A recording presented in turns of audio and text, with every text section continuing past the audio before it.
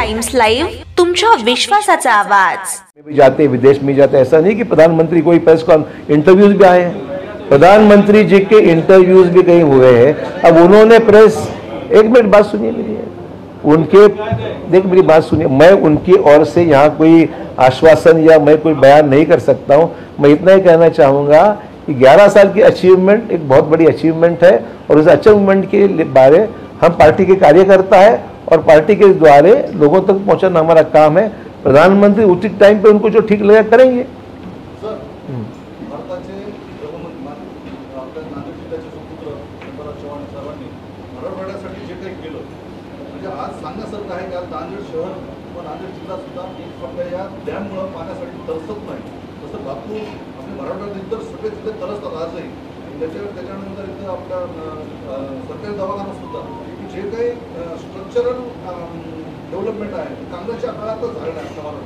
मला एवढंच सांगायचं आहे, गृहमंत्री अमित शाह नांदेडला आले असताना त्यांनी शंकरराव चव्हाण साहेबांच्या कारकिर्दीची प्रशंसा जाहीरपणे केलेली आहे। याच्यात सर्व आलं। हां, आता मागच्या 11 वर्षापासून नांदेड शहराची नाही मराठवाड्याची गती अगदी मंदावण्यात सरकारने कुठे रोजगार मिळत नाही। मी या मताशी सहमत नाही। नांदेडमध्ये जे झालं त्याच्यामध्ये आपल्या राज्यातील भाजप सरकार अर्थात देवेंद्रजी फडणवीस यांचा सुद्धा मोलाचं योगदान आहे आणि म्हणून मी तुम्हाला मुद्दाम सांगितलं, थोडक्यात सांगतो, अमित शाह आणि शंकरराव चव्हाण साहेबांचा सुद्धा उल्लेख परवाच्या जाहीर सभेमध्ये स्पष्टपणे केला आहे। ते दुमत केलंच नाहीये, अमित स्वतः प्रशंसा केली। आणि तुम्हाला आधी सांगतो मी, जी गोष्ट कदाचित तुम्हाला माहीत नसेल ती मुद्दाम सांगतो प्रेसला, शंकरराव चव्हाण साहेबांनी गृहमंत्री या नात्याने फायलीवर ज्या ज्या गोष्टी उतरून लिहिलेल्या आहेत त्या गोष्टी सुद्धा खाजगीमध्ये त्यांनी प्रशंसा केली की शंकरराव चव्हाण साहेबांनी निर्णय घेत असताना पानभन नोटिंग्स केलेल्या आहेत की मी आजही त्याची प्रशंसा करतोय जाहीरपणे। अमित भाईंनी मला स्वतः डायरेक्ट सांगितलं, देवेंद्र फडणवीसांच्या उपस्थितीत सांगितलं। म्हणजे शंकरराव चव्हाण साहेबांची किंमत ही अमित भाईंकडे सुद्धा आहे। मग तुलना करायची नाही मला कुठल्या तेव्हा किती होती किंवा आता किती आहे, परंतु अमित भाईंनी शंकरराव चव्हाण साहेबांची मुक्तपणे प्रशंसा केली। त्यांनीच नाही तर मोदी साहेब सुद्धा नांदेडला आले असता त्यांनी शंकरराव चव्हाणांची प्रशंसा केली। एवढं सर्व आलेलं आहे समजा।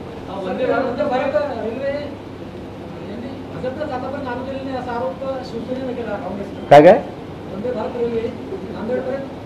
20 मध्ये घोषणा केली होती की वंदे भारत नांदेडपर्यंत, हे पेपर दाखले माझ्याकडे आहे, ते आजही प्रोड्यूस करू शकतो। आणि म्हणून माझ्या ट्विटमध्ये मी काल म्हणालो की रावसाहेब दानवेंचे अभिनंदन केलं पाहिजे आणि खरं क्रेडिट रावसाहेब दानवेंना हे मी जाहीरपणे सांगितलं। कोणाला काय घ्यायचं ते करू दे, लोकांना माहिती आहे कोणी काय केलं। जे खरं आहे ते बोललं पाहिजे ना। रावसाहेब दानवे माझा मोठेपणाचा विषयच नाही। रावसाहेब दानवे रेल्वे मंत्री असतात, त्यांनी केलंय, मान्यच करावं लागेल आपल्याला, मान्यच करावं लागेल ना। पुढे बोला। हा बोला बोला, तुमचं महत्वाचं बोला। 15 कोटी हो, नांदेड जिल्ह्यात किती जोडण्यात आले? तशी आकडेवारी माझ्याकडे नाही। हर घर जल हे केंद्र सरकारची महत्त्वपूर्ण योजना आहे। आपले पंतप्रधान मोदी साहेबांच्या पुढाकाराने देशभर ही योजना राबवल्या गेलेली आहे। काही ठिकाणी काम चांगलं झालंय, काही ठिकाणी काम रेंगाळलेलं आहे। योजनेच्या किमतीमध्ये काही प्रमाणात वाढ झालेली आहे। त्या वाढीला सुद्धा अर्थमंत्री अजित पवार यांनी सुद्धा दुबारा सँक्शन दिलेली आहे आणि जे उरलेलं काम आहे ते पुढच्या वर्ष दीड वर्ष 100% चिंता करू नका। आणि आपल्या महायुती सरकार आहे आपलं, आता महायुती सरकार म्हणलं तर काय आहे त्याच्यामध्ये?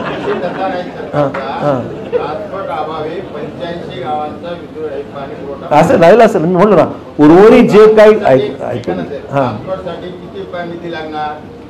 4 लाख 5 लाखाचा निधी लागतो।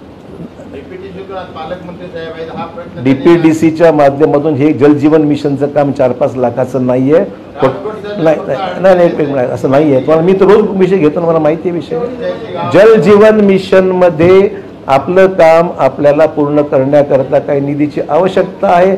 केंद्र सरकारच्या 60% निर्णय निधी देते, 40% निधी राज्य सरकार देतं आणि त्याच्यामुळे केंद्र सरकार राज्य सरकार म्हणून हे काम मार्गी लागेल। जी वाढीव किंमत ते सुद्धा राज्य सरकारच देणार आहे आणि ते काम पुढे वर्ष दीड वर्षामध्ये पूर्ण करण्यासाठी महायुती आपली कमिटेड आहे।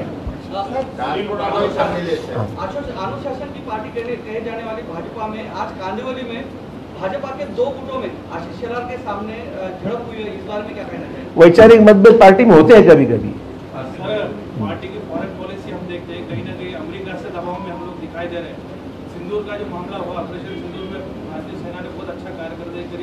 पाकिस्तान पे भारी पड़ा था, एकदम उधर से फोन आया, उधर से ट्वीट आया कि जंग रोक देना है, इन्होंने रोक दिया। उसके बाद फिर अमेरिका में इतने बेरोजगारों को आरोपी के जैसा लाया भेजा जा रहा है, मोदी सरकार इस पर कुछ बोलने के लिए तैयार नहीं। तो देखिए, भारत सरकार ने जिस तरीके से भारतीय लोगों को हाथ पैर बांध के साखड़ी बांध के जो भेजा गया है, इसके बारे में कभी भी हमने प्रशंसा अमेरिकी की नहीं, उल्टा हमने निषेध हमारा व्यक्त किया है। तो ये तो देखो, भले वो इलीगल इमिग्रेंट हो, पर उनको जिस तरीके से भेजा गया है उसका समर्थन किसी ने, सरकार ने भी नहीं किया, हमने भी नहीं किया, किसी ने भी नहीं किया है। सवाल ये है कि इलीगली लोग गए थे, ये बात तो सही है, तो पूरे अपने ही नहीं पूरे देश, पर जिस तरीके से भेजा गया उसके बारे में कोई समर्थन किसी ने किया नहीं।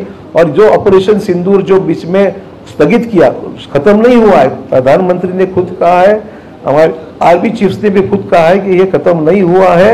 हमने जिस दिन हमारे पे अटैक होगा हम कड़ा जवाब देंगे।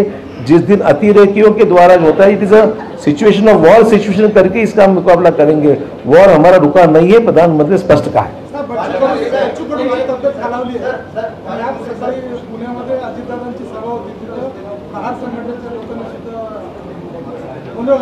असं नाही, मी मला एवढंच म्हणायचं आहे, बच्चू कडू एक लढवय्ये नेते आहेत। अनेक वेळा मान्य सरकारमध्ये असताना सुद्धा त्यांनी अनेक वेळा उपोषणं वगैरे अनेक गोष्टी केलेल्या आहेत आणि त्यांचे प्रश्न मार्गी लावण्याकरता सरकार त्यांना मदत करेल ना, मला काही फार वाटत नाही।